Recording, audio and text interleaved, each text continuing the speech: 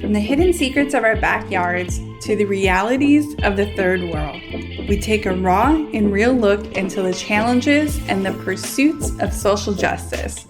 Welcome to The Point.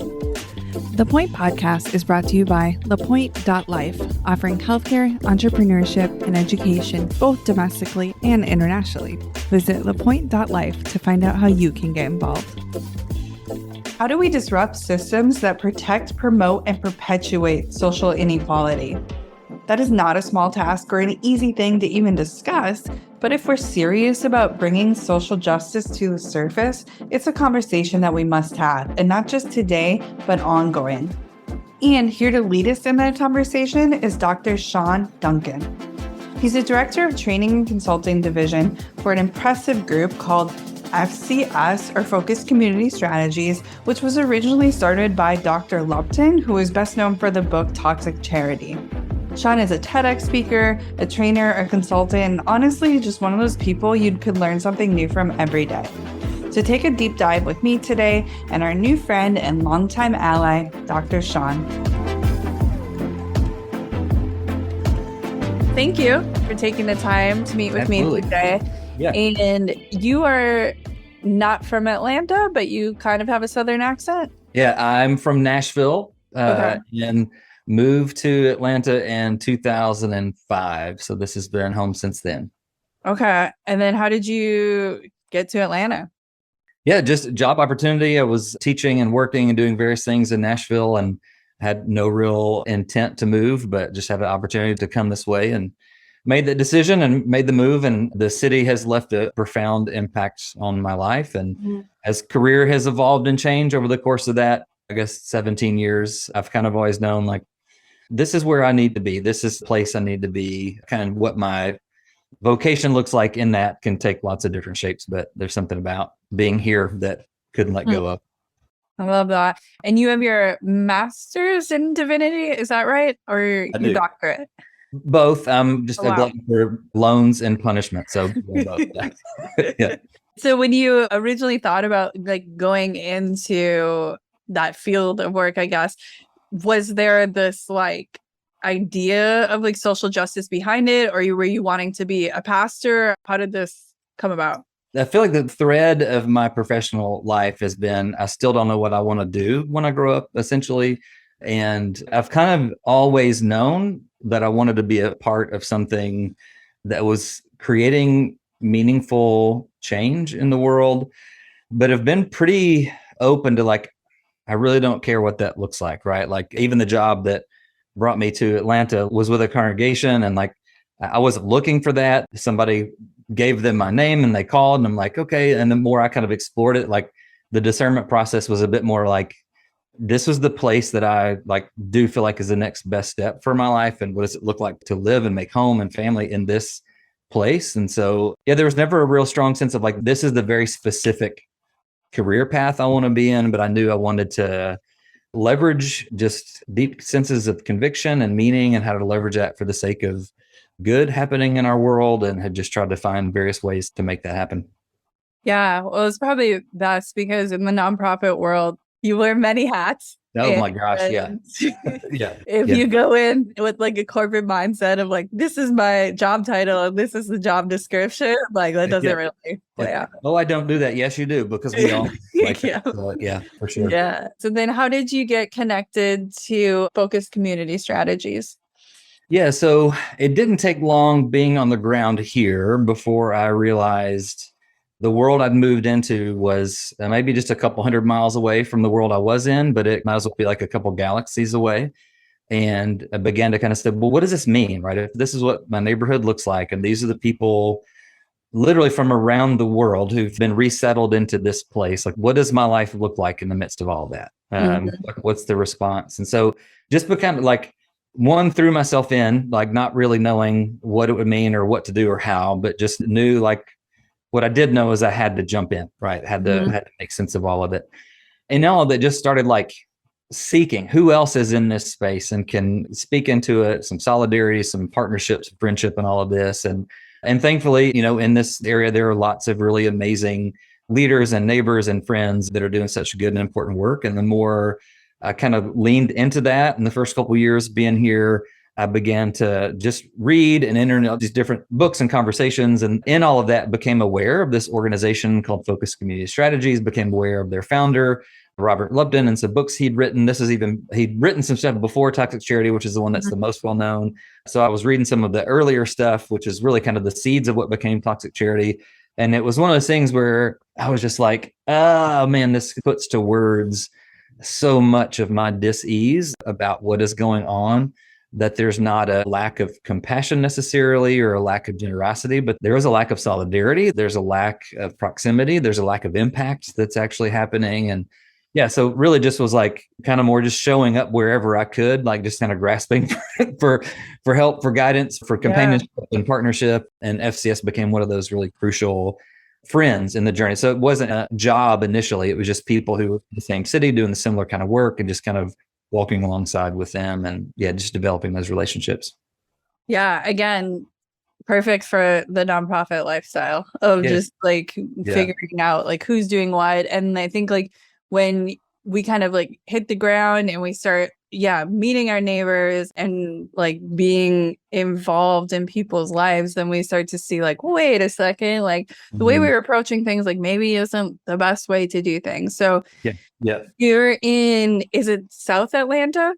Yes. FCS has been working in neighborhoods in Atlanta for, about 45 years at this point. Currently, our organization is in a neighborhood called Historic South Atlanta, which is where we've been doing development work for the last 20 years. It's a neighborhood that's just about a mile or two south of the Capitol building downtown. It's a neighborhood that was really birthed from a HBCU, Clark College and Gammon Theological Seminary.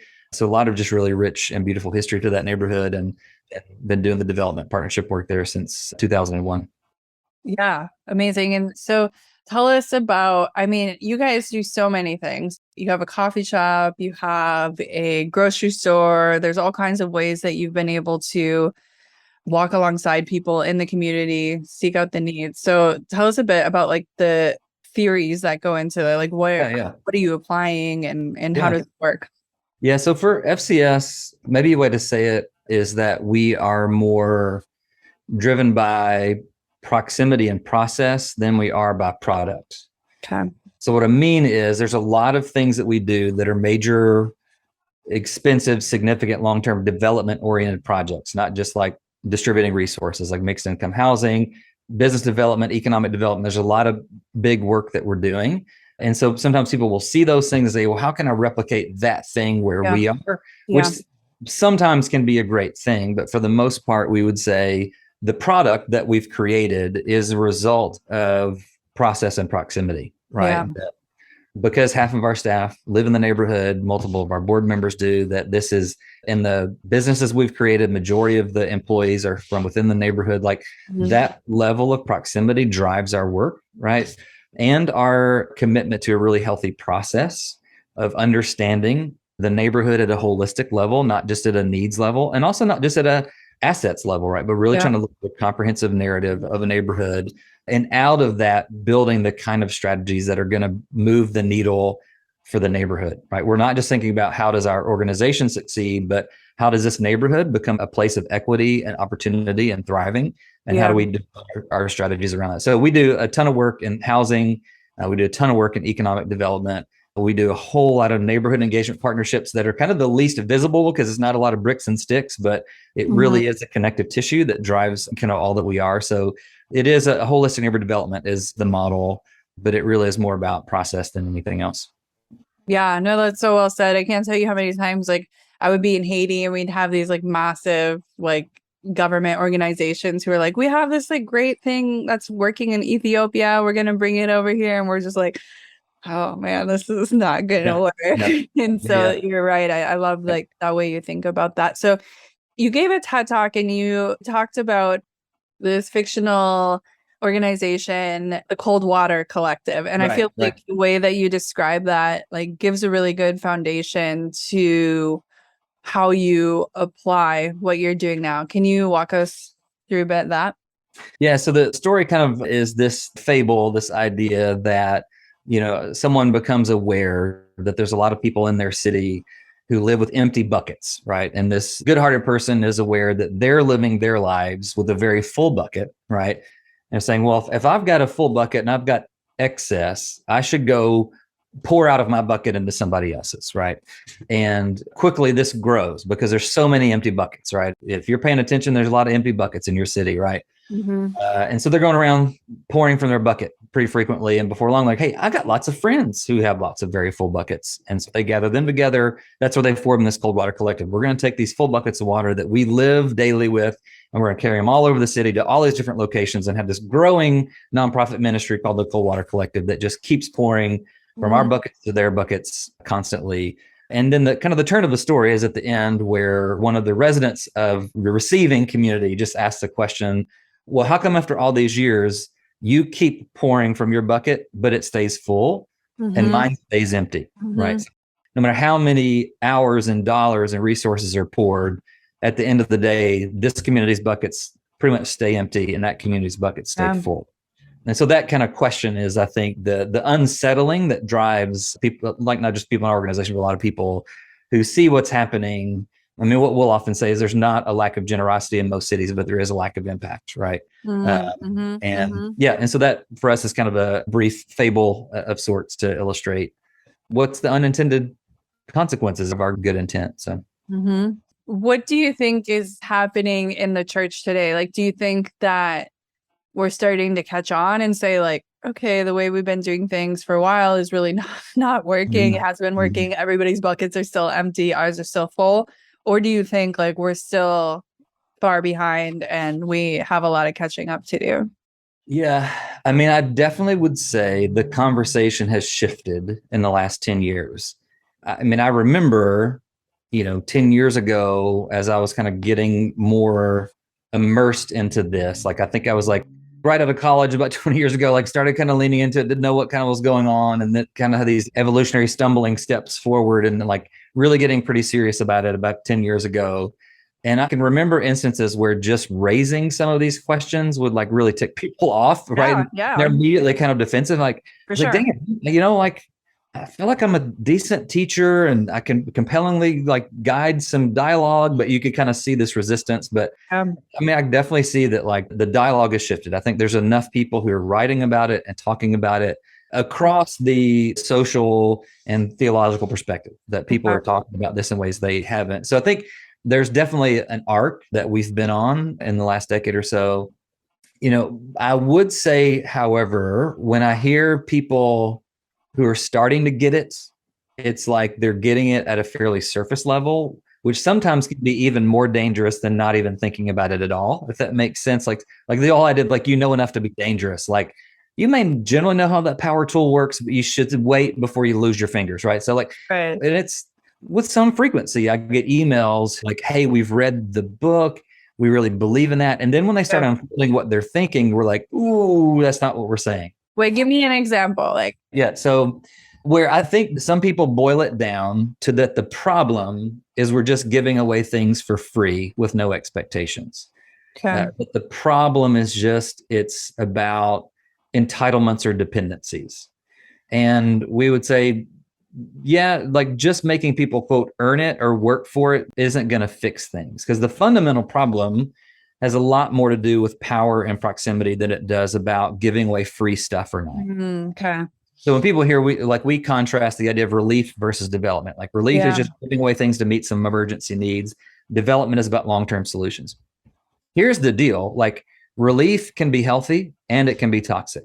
Development can be healthy and it can be toxic. So some of the people who are trying to get rid of these like free giveaway, quote, toxic charities end up replacing them with some pretty paternalistic toxicity, right? Interesting. They never dealt with the fundamental problem, was this like us-them power imbalance, this lack of proximity, this lack of partnership, that like, just because they now have to earn the resources that you want to give away, like, you didn't change anything. Like, you're now their boss instead of their like charity, right? Like that's not what we're looking for. And so I think the move towards partnership and proximity and sharing power and ability and access, like, that's what we want to move towards, and not just stop giving things away for free. Like, that may or may not change anything, Yeah, no, that's well said. I don't hear a lot of people talking about that. And I think you said too, like we have to start thinking about systems and not symptoms. Yep. And, and like, so with the idea of holistic neurodevelopment, part of the reason we do that is so a foundational kind of driving lens, maybe for us, is that there's this indicator that is related to how long you'll live, how many economic mobility opportunities you'll have, your educational outcomes, your mental and physical health. All of these indicators that you would say, these are all measures of a healthy, safe, good, meaningful life. Mm-hmm. There's one factor that changes all of those, and it's where you grow up. It's where you're from. It's a neighborhood you live in, right? And so places become the ecosystem that shape the outcomes of our lives, right? And so if I just throw a few resources into an ecosystem, like, okay, great, you got a better job with a little bit better of income. But if a dozen other of those systems aren't changing, you're still going to be living in a traumatic environment, right? Yes. And so for us, like just looking at like, oh, people, they're food insecure, they need more food or whatever, like it's just thinking about the ecosystem is producing these unhealthy symptoms that we might call them, right? And we're not going like, well, what could we do so the ecosystem is healthy and working? Yeah. Yeah. It's like kind of like taking, like heavy ibuprofen because you've got an injury that you're not actually addressing, right? And so we're trying to say there are things that have been going on for decades and decades that have created, I mean, when you think about poverty in your city, you go, oh, I think about that neighborhood or that street or that block, because we've deliberately, for generations, we have segregated and segmented and concentrated poverty into certain areas. Yeah. We've allowed systems to protect and promote and perpetuate this economic and social inequality. And so just throwing some resources over at that and fundamentally it may ease people's daily burden, but if you want to change things, we've got to think about what are the systems that have created it, are protecting it, are promoting it, perpetuating it. And how do we start thinking about disrupting that so that to live here means to grow into opportunity and access, and your income level is one of 100 things, right? That's going to determine those kind of things. And so. Wait, so what do we do? Yeah. I mean, I think one is be willing to accept that it's really complex and it's long-term. Yeah. And I get it. Like, we have learned to dramatize and highlight the compassionate individual who made a difference. Because one of the ethos of American culture is like the lone hero, right? The lone individual who made the difference, who did the thing, right? And I think that narrative is more helpful than harmful in all of this. Because like, as much as I would say every individual person needs to be a compassionate and generous and others-centered person, but that is not going to be enough, right? That if we want to see long-term place-based, right, change, the first thing is like, we've got to be committed to those places, right? And not just an occasional hurt, but the long-term change in those places. And entering into those places, how do we then begin to form the kinds of partnerships that can move the needle? And it's taken us generations to get where we are, and it's going to take us generations to get out of it, right? So like, well said. We've got to commit to a game that's going to outlive us, right? Like any notion that I have that I'm going to, you're going to change the world, you're going to make a difference. Right. Like, it's sort of, right? Like, I think there's a bit of like, and I think it's freeing, to be honest with you. There's a bit of humility to say my life matters. The contributions I make do matter, but they're one piece of a puzzle that's going to outlive me. Yeah. But I still want to be a part of it. I want to be part of something that's going to bring about generational change to problems that have been generations in the making, right? Yeah. And at some level, that may like knock us off the pedestal of being these great change makers, but at some level, it's also freeing. Like, all this doesn't land on my shoulders, right? Like, I could retire. I'm not wealthy enough to retire tomorrow, but I could. And you know what? It's okay, right? Like, I have the opportunity to participate. Yeah. With or without me, right? There are people who are committing to be in this journey together. And I just want to be a part of that, right? So I think it's this long arc, place-based, really deep dive thing that we've got to be willing to commit to see the kind of change that we really need. Yeah, that's good. What we can keep this offline if it's not appropriate, but what's it like as a white person? How do you do that right now? Yeah. I think, and it doesn't have to remain offline. I'm very comfortable with this. I think it requires Well, I'd say this to my fellow majority culture folk, especially the straight white males among us like myself. This has implications for the hard work you have to do on yourself. If this is just about work you want to do to, for, among others to create some sort of like change out in the world, like that's not going to be enough. Like this is soul work, right? This is emotional work, probably going to require some therapy work, right? That just being burdened by the suffering and injustice of the world isn't enough. Like being aware of your own kind of culture and identity and contribution to these things. It would be way easier to be the lone individual who does the good deed and then kind of retreats back into their space. But it's really hard and it's really, really complicated. Yeah. And there's like, and I think for some of my white friends and allies, I think one of the missteps that gets made is that they think it's kind of a binary. I'm either like one of the good ones who's an ally to communities of color, or I'm one of the bad ones who's against them. There's so many more options than that.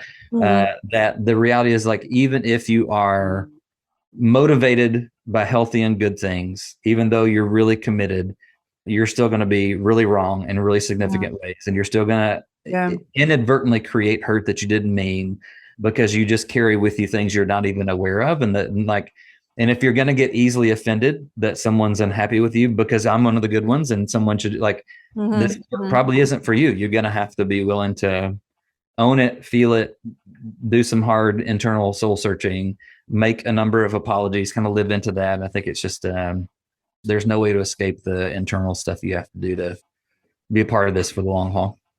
Yeah, no, I appreciate that. Almost like there's a spectrum and like we move throughout that spectrum.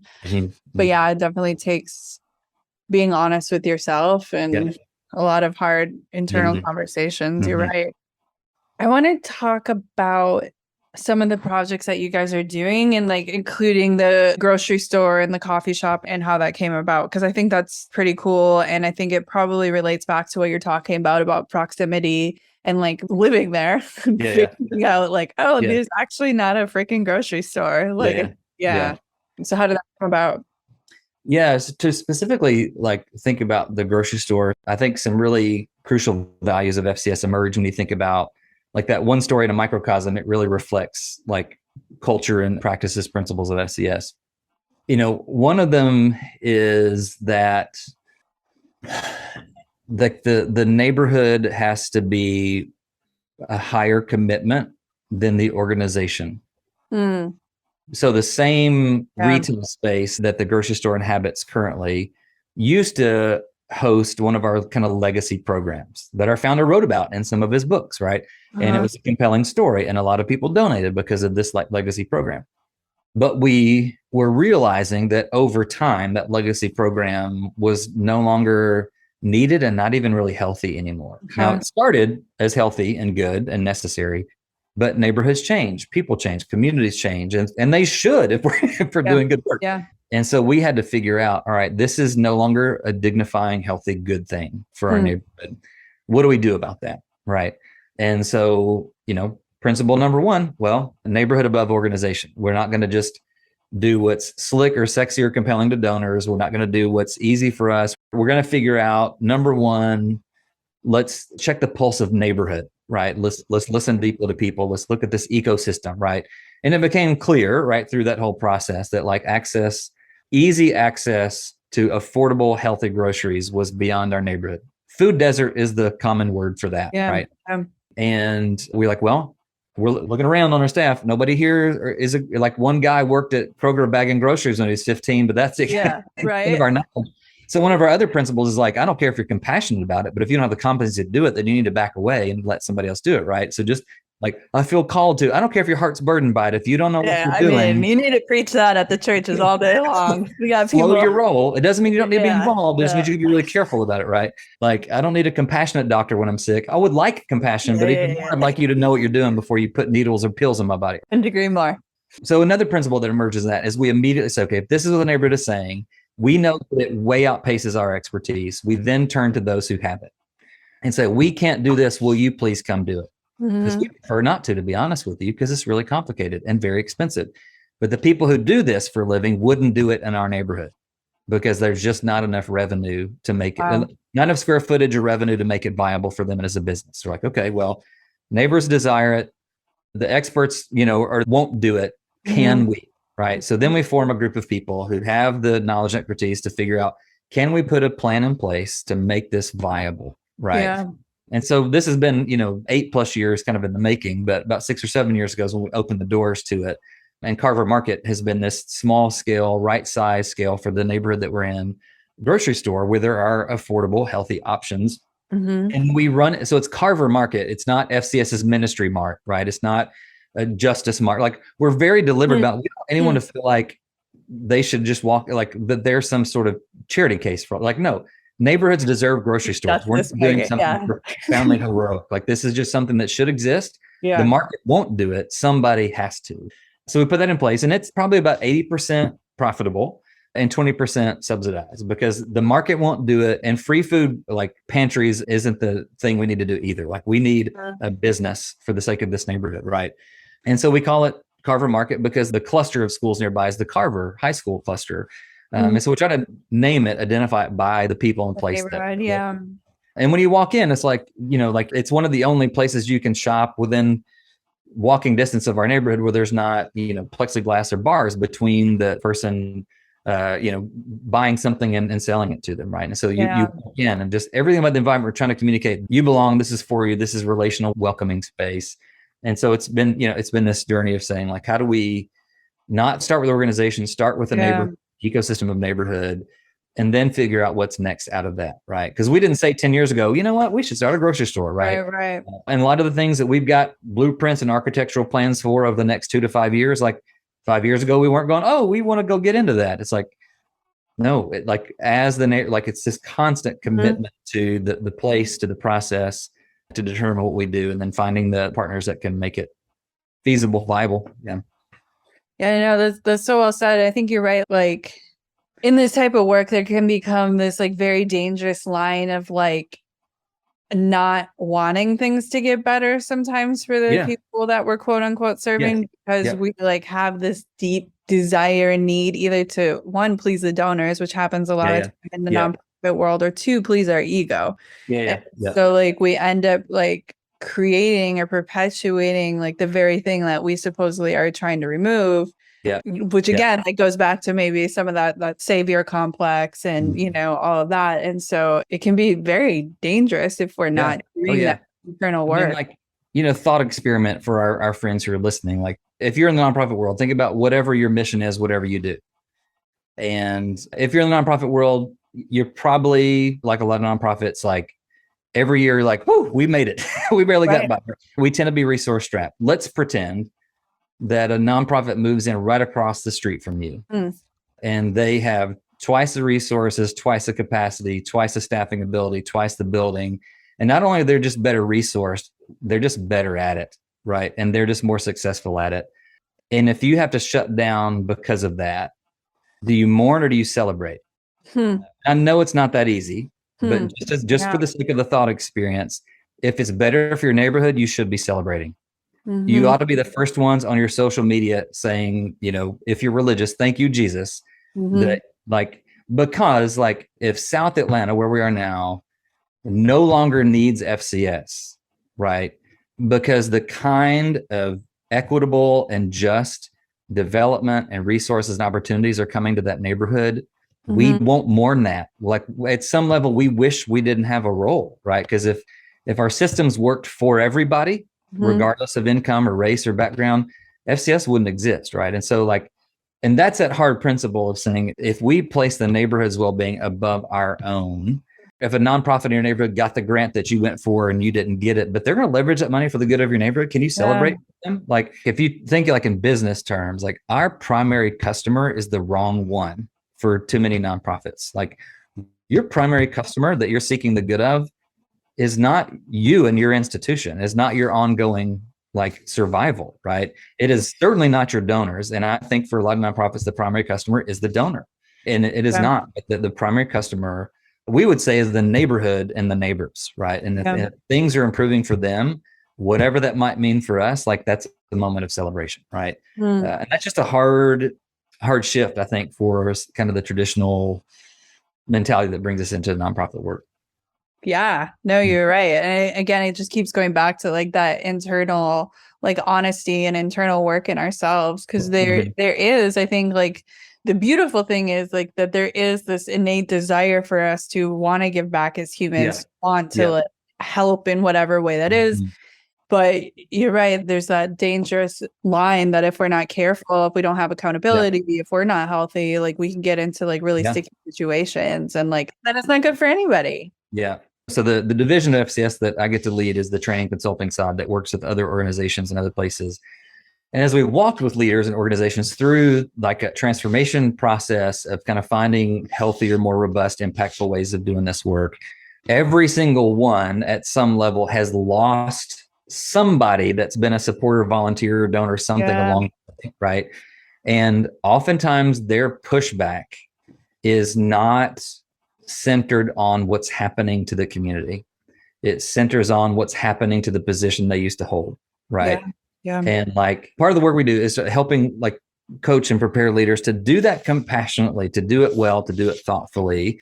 But the reality is like people's need to be needed is not the mission, right? And if I find that what I'm contributing is replaced by something better, okay, again, what's driving me to be here? Is it the neighborhood? Is it the neighbors? Or is it just my need to be needed? Is it my need to donate? Wherever that's coming from, which again is a part of the hard to internal it, right? Right. If you're upset by these changes, what's that about? Because we work with a lot of leaders who are really passionate and ready to like pull the pin and change everything tomorrow. And we're like, oh, chill out. Like I agree that the changes you want to make are good changes, but it's going to have more negative results if we don't do this well, right?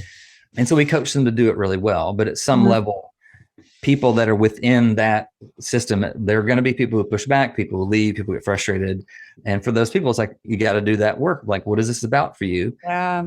Because if you're here for the neighborhood, then this ought to be something that you're cheering for. Yeah, you're right. And be prepared to lose donors. Yeah. Oh, yeah. Oh, gosh. Yeah.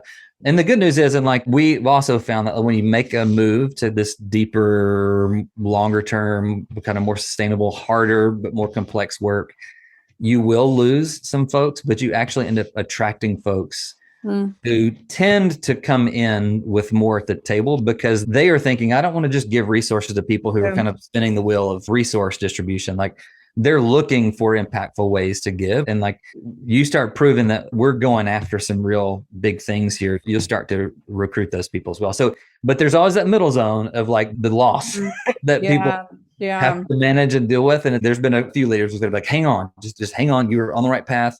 I know it sucks to lose them, but like you're starting to catch the attention of those who will partner with you in a bigger way. So just, stick with it. But yeah, you definitely lose. But our donors our primary customer, right? Or are the volunteers? Like who's the we live to serve? But no, that's good. I appreciate that honesty. You mentioned you do consulting. Tell us a little more about that, and then the other ways that people can get involved with what you're doing. Yeah, absolutely. So, our team does the training consulting work, and there's a variety of things that we do. Primarily what we want to help people do is to name their place, like what is the neighborhood of concern versus just what is the issue I'm concerned about in some broad generic way. But like, let's help you name your footprint, your place, and then let's work together. Our process is 3 phases. We do assessment first because you don't know what's going on. Then you I don't care how compassionate you are, how urgent it feels, like you have to assess first. And you create alignment. Like are the residents in this neighborhood and the stakeholders in this neighborhood, are they in agreement over what the priorities for the future are? And then we move to activation, right? So some people won't they're sick of things not changing. And so they say, well, Lupton Center, come help us activate something that will lead to change. That's phase 3. Like number 1, we got to gather the neighborhood together and do some real assessment. So we have a number of tools and processes by which we lead either individual leaders or organizations. And we also do 2-year-long cohorts with multiple sectors from the same neighborhood kind of working together. So there's lots of ways that we walk along, but we really want to commit. Number 1, commit to place, and then figure out how do we do some assessment, alignment, then activation in those places. Okay, awesome. And then what is the best way to get a hold of y'all? Yeah, just in your posting and communication, if you just want to put our website on there, there's plenty of ways to kind of link up with us. And we spend a lot of time just doing like a half hour, what we call a discovery session. Like, tell us who you are and what you're working on and what are some of the things that you're hopeful for, aspiring for, pain points you're feeling, and just for us to begin to figure out if we could potentially be a good partner for them. So just I think a link to our website, probably a good, easy place to start. Perfect. Which is fcsministries.org, right? Yes. Perfect. Well, awesome. What is one thing that you'd want listeners to take with them today? I would hope, so we've talked about the really big, complex, like generations long transformations that our world demands from us. What precedes any and all of that is that commitment to proximity and relationship. Even when people buy into our comprehensive holistic development model, they will still resist the secret sauce, which is proximity, right? That one of our mantras is that change will happen at the pace of trust.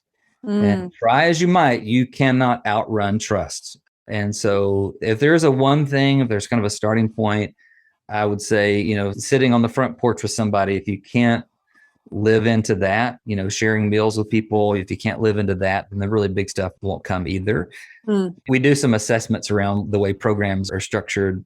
And it's funny that there's a couple of indicators that almost one shows up really high and one shows up really low. The one that often shows up really high is that leaders and organizations are committed to cultural competence. Like, we're going to study and get training on how to work across economic and or racial lines, right? But one of the indicators that usually ends up really low is the one around friendship. You've been trained to do kind of cross-cultural work. Yeah. Who are you eating dinner with? Yeah. Right? And so I would say there's the one thing, it's the proximity. Like, you got to begin there. Like, that's the place where credibility is built, trust is built. Knowledge and insight is going to come out of that more than anything else. And so I'd say the commitment to proximity is the way to go. That's so good. We did an episode with Chuck Mingo about racial reconciliation, and he's pastor of a megachurch in Cincinnati. And they did like a informal poll. I think it was like 70% of people had never had another race over for dinner. Wow. Yeah. And I was just like, wow. Yeah. I mean, there's you have to Google the actual quote where it may be Romero who said it, but it's like, you say you love and want to serve the poor, name them, right? Yeah. So it's a sense of like, all right, your worldview is going to be shaped by the world you can view from your front porch, right? Like, where you have it, where you live, where do you walk, where do you shop, where do you eat? Like, who's in your kids' lives, who's in your life? Like, these are the things that are going to shape us. And again, we would say we got to do the really big, complex development stuff. Like, that problems are too deep and too complex to just do some simple charitable actions. But even with all that in mind, the relational proximate stuff is really where it all begins, and hopefully where it ends, right? Like, the end goal is that people have more stuff. The end goal is a beloved community, right? That we're thriving and flourishing together. Thank you so much for joining us today. You can reach Shawn and his team at the luptoncenter.org or fcsministries.org. I'll be sure to put that in the show notes as well at lapointefoundation.life, or you can reach me directly, Callie, at lapointefoundation.org. Until next time, keep on fighting for justice.